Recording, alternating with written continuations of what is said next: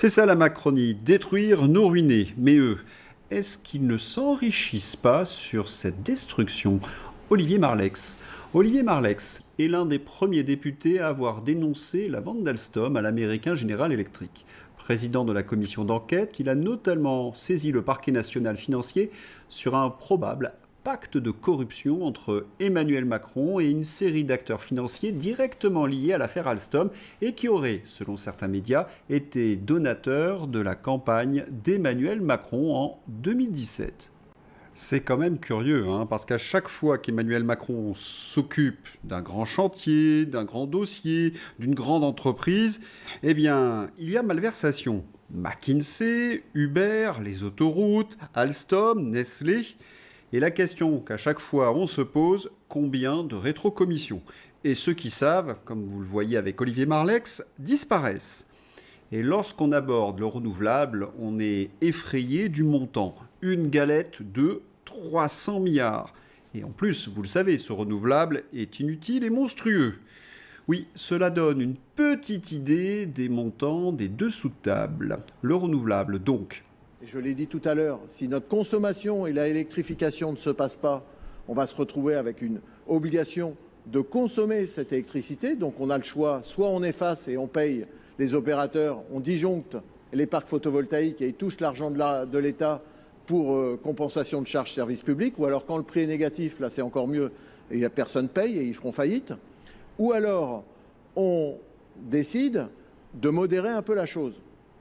Parce que les exportations, même si on fait les interconnexions et qu'on double les interconnexions, vous savez, moi l'agriculteur, quand je fais du blé, il faut quelqu'un pour l'acheter en face. Pas le tout de faire du blé bêtement et de faire des ENR bêtement. Il faut qu'il y ait des acheteurs. Quand le cours est négatif et que les Allemands ne savent pas quoi faire de l'électricité, si on fait pareil, eh ben, écoutez, les Français, on va l'envoyer en Espagne, ils en ont trop aussi. Au moment de midi, du photovoltaïque. Et comme dirait la DGEC en audition, à la sortie de mes auditions, mais monsieur Louot, l'intermittence, ça va bien se passer. Moi, je vous dis qu'à force, ça va mal se passer. Ne pas mettre un curseur et un peu de modération, ça va finir par très mal se passer. Oui, cela va finir par très mal se passer. Discours de lucidité, de réalisme du sénateur Vincent Louot lors du débat au Sénat sur la loi énergie Gremillet. Très peu de parlementaires comprennent la gravité de la situation énergétique de notre pays. S'ils organisent ce pillage généralisé, c'est-à-dire couvrir et enlaidir notre territoire de ce renouvelable inutile, monstrueux et dangereux, multiplier par 2 nos factures d'électricité et mettre en péril ce qui reste de notre industrie, c'est que, bien entendu, ils trouvent leur compte. Gling gling, la machine à cash. Quant à nous, ils nous laissent crever. Militaire depuis près de 10 ans, ex-rugbyman, qui était Kevin Amodru, poignardé à mort à Clermont-Ferrand. Il a toujours défendu les gens dans le besoin, même les inconnus. Il ne méritait pas ça. Le militaire de 27 ans a été agressé dans la nuit de jeudi à vendredi à la sortie d'une discothèque. Quant à son assassin, il était connu défavorablement des services de police, comme on dit. Militaire tué à Clermont-Ferrand, le suspect déjà condamné en 2021 alors qu'il était mineur pour violence en réunion ayant entraîné la mort sans intention de la donner. Oui, comme l'affirme le cercle Aristote, le laxisme tue. Et oui, c'est la France d'Emmanuel Macron. Vous avez donc 2 militaires qui portent secours à des jeunes filles harcelées par des racailles. Les 2 sont poignardés et l'un décède. La violence et l'insécurité partout. F de souche, DOS 47. 200 jeunes investissent le marché gourmand qui a lieu tout l'été chaque mardi soir. Rix et enfants en pleurs. Le préfet et le maire décident d'annuler celui du 15 juillet. Moratoire sur les prochaines dates. Nous sommes entrés dans un affrontement continu de la racaille contre les Français. À force de reculer, ils ont pris confiance. Cela se terminera par la victoire d'un camp ou de l'autre. Mettez au pouvoir des politiques qui en ont, sinon ça va très mal se terminer. C'est tout à fait juste, mon cher Philippe Murer. D'ailleurs, face à l'évidence, tout le monde est à peu près d'accord. L'insécurité est telle dans notre pays que désormais les policiers sont victimes d'embuscades. Les responsables, selon Françoise Laborde, journaliste. C'est très compliqué et moi je ne peux pas m'empêcher de penser que ça n'arriverait pas si on n'avait pas une classe politique aussi faible. Et moi, ce qui me désespère, c'est que je trouve que on paie là un prix très cher d'années et d'années d'incurie, de lâcheté et de démission. Et oui, on paie très cher le prix d'années d'incurie, de lâcheté et de démission d'une classe politique qui n'est pas vraiment à la hauteur. Pas à la hauteur, lâcheté, incurie, veulerie, mais de qui parle Françoise Laborde?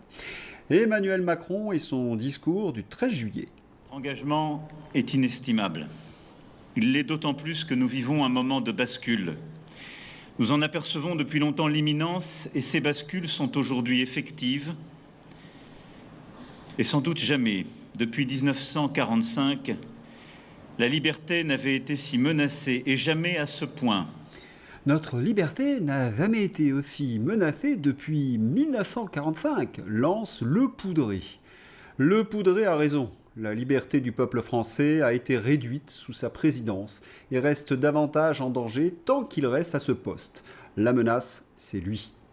Et comme nous l'avons vu depuis le début de ce journal, Macron menace notre démocratie, il menace notre sécurité, il menace nos finances, il menace nos entreprises, il menace la cohésion nationale.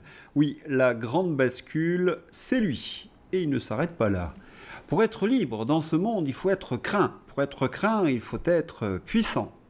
Je ne sais pas vous, mais après la mort d'Olivier Marleix, on a l'impression d'entendre Don Corleone. Il faut être craint.